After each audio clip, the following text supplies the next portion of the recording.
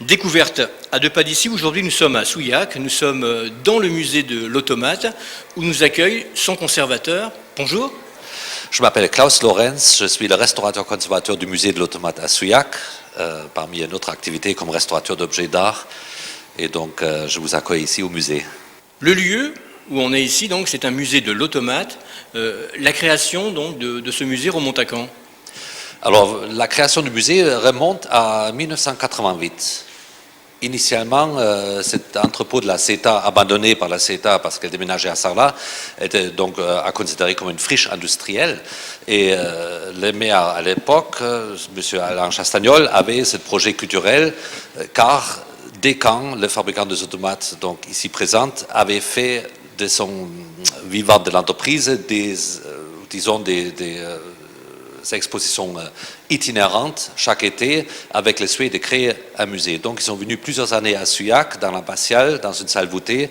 Tout Souillac accourait pour voir ces automates, ces merveilles, et le maire de Souillac disait « Je veux bien réaliser ce projet de musée ».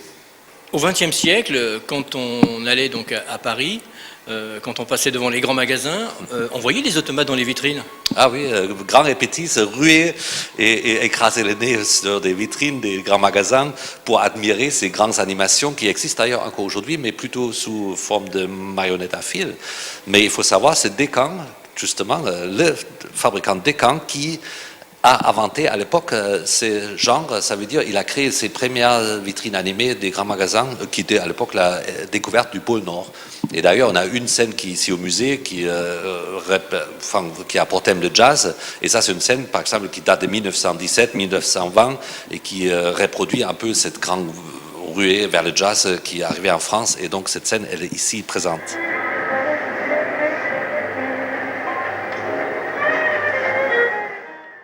Est-ce que les automates sont les ancêtres des robots ? Oui, absolument, parce que nous sommes dans une logique qui est d'ailleurs analogique, parce que c'est basé sur des cams mécaniques. D'ailleurs, au musée, nous avons un petit film qui explique ça vraiment très bien, grâce à notre ami Yves Régnier. Et donc, vous pouvez considérer que ce sont véritablement des premiers éléments d'une intelligence artificielle. Alors, la base de tous ces automates, c'est une force motrice. Et cette force motrice peut être ou un moteur électrique, ou avant 1900, bien sûr, parce qu'il n'y avait pas d'électricité, un moteur, comme on dit, d'horlogerie. Et à ce moment-là, vous avez effectivement la chaîne cinétique d'un ressort qui se détend avec un rouage qui le freine, et puis après des éléments d'exécution qui sont des cams ou des excentriques. C'est la base, effectivement, elle est un peu horlogère, mais l'automate n'est pas un objet d'horlogerie. Enfin, je parle de l'automate du 19e, justement. Et d'ailleurs, les horlogers, ils ont du plus grand mal à comprendre véritablement les automates parce que la conception n'est pas d'apparence aussi soignée qu'une horloge. Par contre, elle est beaucoup plus complexe dans ses mouvements. Une horloge divise le temps, un automate exécute une chorégraphie.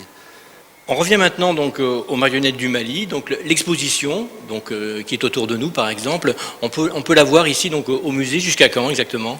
Et on peut la voir jusqu'à fin octobre en fait.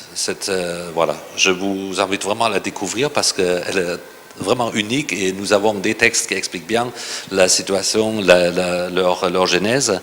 Nous avons des petits films aussi qui montrent ces marionnettes en fonctionnement justement à travers des danses du Mali.